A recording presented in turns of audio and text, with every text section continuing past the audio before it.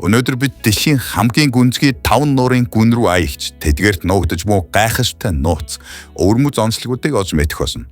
Сонин факт сувгийн энэ удаагийн дугаарыг олон улсын спортын компани хамтран хүргэж байна.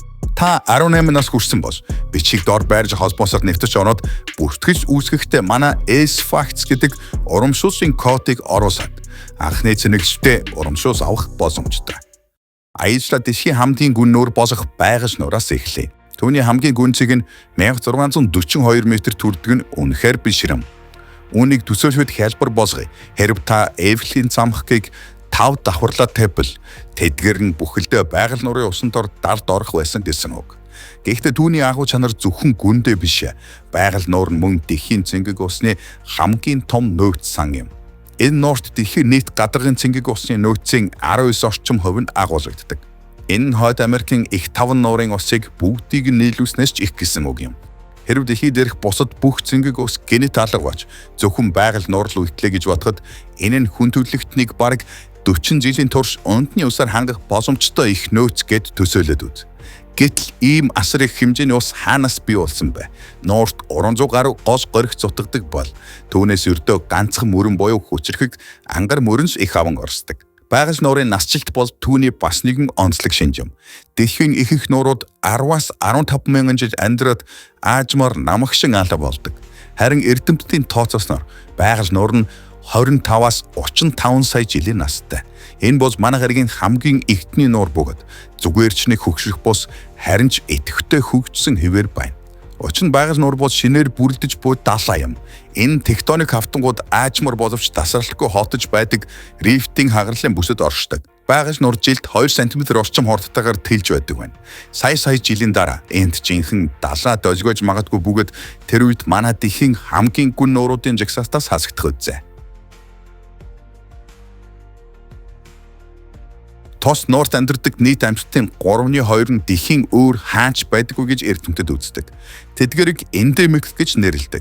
Энэ бол олон сая жилийн турш өвөрмөц нөхцөлд тусгаарлагдмал байдлаар хөгжсөний үр дүн юм. Энд зөвхөн өөрийн гисэн няцгай биетүүд, хагч хэлбэртнүүд болон загаснууд бий. Нуурын гол одноос мэдээж байгаль нуурын далайн хав буюу нерв паям. Энэ бол зөвхөн цэнгэг усанд амьдардаг дэлхий дээрх цорын ганц төрлийн далайн хав билээ.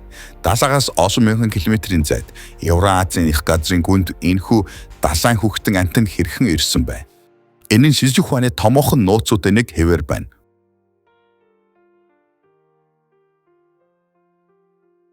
Мөслөгийн үед гол мөрнүүд их устай байж, хойд мөсөн далайтай холбогддог байх үед нерпан гозуудаар дамжин энд ирсэн байх магадлалтай гэсэн онц бий. Ямагтайч нерпан байгаль нуурын амьдралд төгс зогсжээ. Тэрч бүхэл зузаан мөсөн доороос амьсгалах тусгай нүх гаргаж сурсан бөгөөд өвлийн турш тэр нүхээ хөлдөөцгүй хадгалж чаддаг.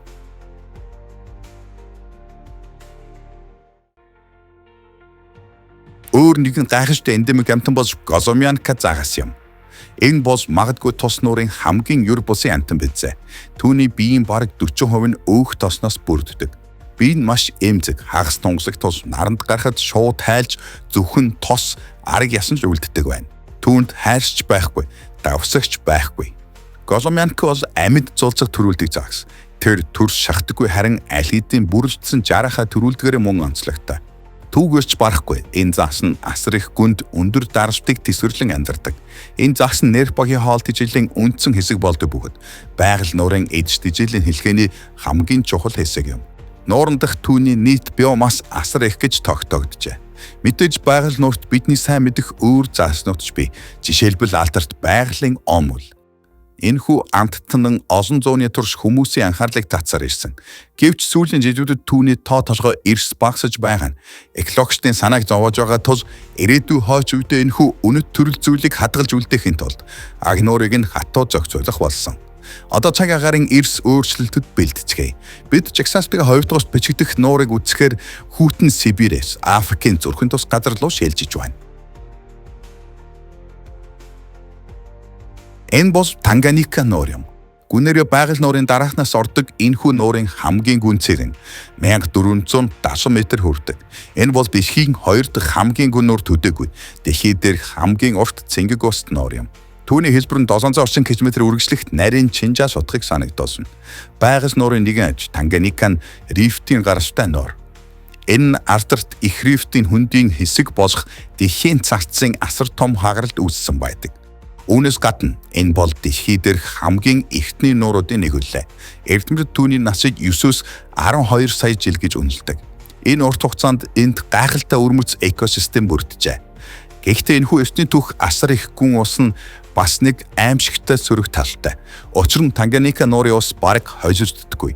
Түүний хүчил төрөгчөр баялаг дээд хэсгийн бүлээн давхарга нь доод хэсгийн хүүтэн нягт давхаргатайгаа огт хожигддоггүй байна. Үүнээс болж 200 орчим метрийн гүнээс эхлэн ёроос хүртэлх усанд нь хүчил төрөгч бараг байдаггүй. Хүчил төрөгчийн оронд гүний ус нь хөхөрт ус төрөгчөөр хансан байдаг. Үүн хэрэгтэй нуурын нийт эзлэхүүний 90% нь ямар ч загас амьдрах боломжгүй өхмөж бүс юм. Амьдрал зөвхөн харьцангуй нэмгэн дээд давхаргаднаас буцаж байдаг. Гэхдээ ямар гэж амьдрал гэж хэрв байгаль нуур нь өвөрмөц Нерпа болон хагас тунгасаг Гозомянка загасны хаант ус юм бол Танганьикан цэхлид загасны дэлхийн нийслэх юм. Та үүнтэй төстэй загаснуудыг аквариумд харж байсан баг. Гэхдээ энд тэдгээр нь санаанд оромгүй олон төрөл зүйлээрээ байдаг. Нуурт 250 гаруй зүйлийн цэхлид амьдрэх бөгөөд хамгийн гайхалтай нь тэдгээрийн 98% нь эндемик буюу дэлхийн өөр хаач байдаггүй төрөл зүйл юм. Энэ бол эвдэмтдийн дасан зохицох цацраг гэж нэрлэдэг үзэгдлийн сонгодог жишээ бөгөөд нэг өвөг зүйл нь шинэ орчинд орж олон янзын хэлбэрт хувиран хөгжвийг хэлдэг. Энтхийн цэхлидүүд сая жилийн турш боломжит бүх экологийн орон зай гэж хэлжээ. Махчид болон хадан дээрх замаг иддэг тайван амьдралтай загаснууд. Тэр байтугай бусад загасны хайрцаг нь хосож идэж сурсан төрөл зүйлж бий. Зарим нь үр удмаа махсаас хамгаалахын тулд төс тэр байтугай жарахагаач аманда тээж авдаг. Энэ бол ховслын жинхэнэ буцалж буй тоогоо бөгөөд үүнийг бодит цаг хугацаанд ажиглах боломжтой. Хэрв танд байгалийн ийм гайхамшгүүдийн талаар мэдхэн таалагдж байвал манаас угт лайк дарж дэмжлэг үзүүлэхээ мартаоцай. Энэ нь бидэнд маш их тус олдог шүү. Танганьика бол түүний эрэг дагуу амьдардаг сая хүмүүсийн амьдралын их ундрах юм. Нуурын тэднийг ундны усаар мэдээж хэрэг хоос хүнсээр чангадаг. Загас агнуур эмпхим ол ажил эрхлэлт. Өдөр бүр хэдэн 10 мянган загасчид уламжлалт заваараа нуурт гарч гэр бүлээ тэжээх болон зах зээлд борлуулах загсаа барьдаг. Мөн энэ нуур нь өөр бүс нутгуудыг холбосон тээврийн чухал судас олдог байлаа. За ингээд жигсаалтын 3 дахь давхар руу хөлгийн жолоо залцгаая.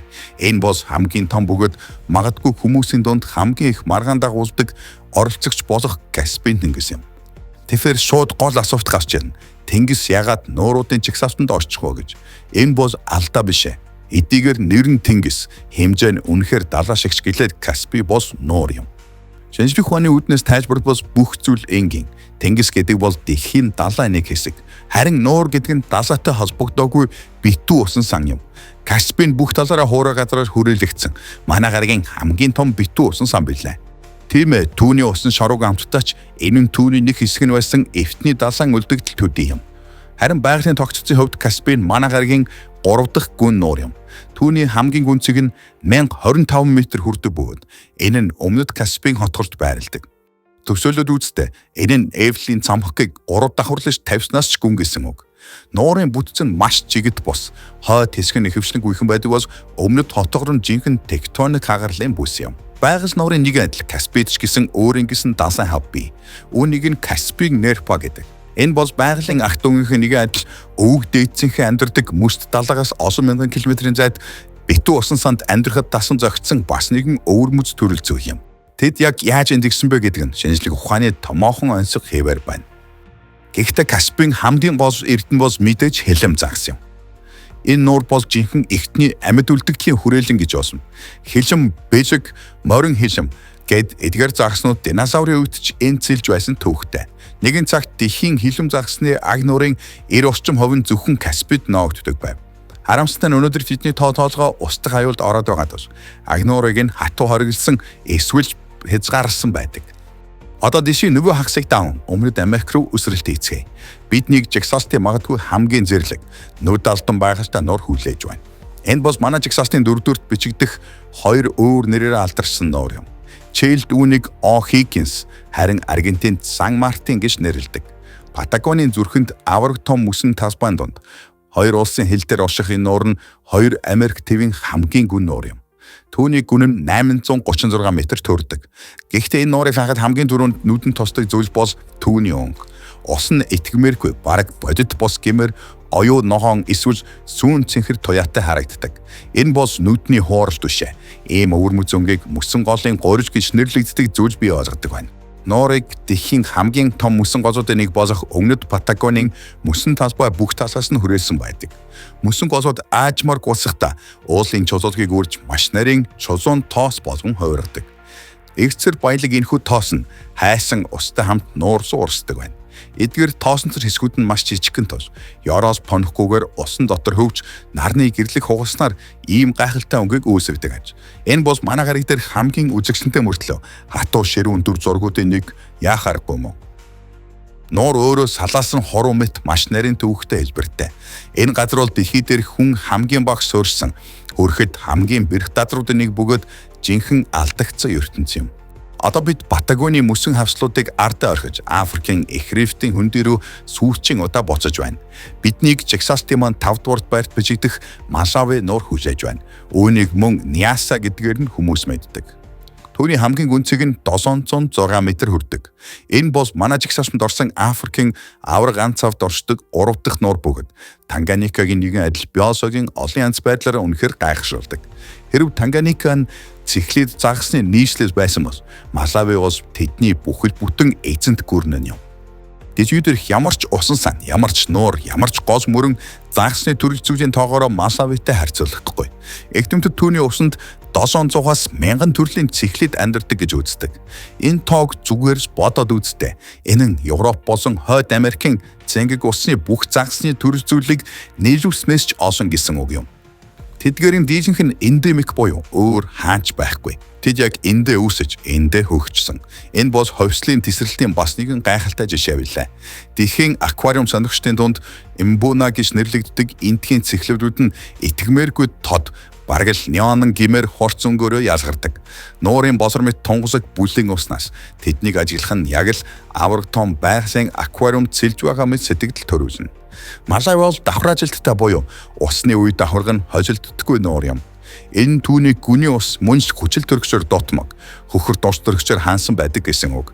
Тиймээс амьдрал гочлон дээд талын 200 м-тэй буцалдаг. Нуур нь эрг дагуу амьдардаг сая хүмүүсийн амьдралын их үүсвэр болж тэднийг цэнгэг ус болон загсаар хангадаг. Энэ бол ховслын амьд лаборатори бөгөөд Африк твийн байгалийн агуу ертөнцийн нэг үлээ.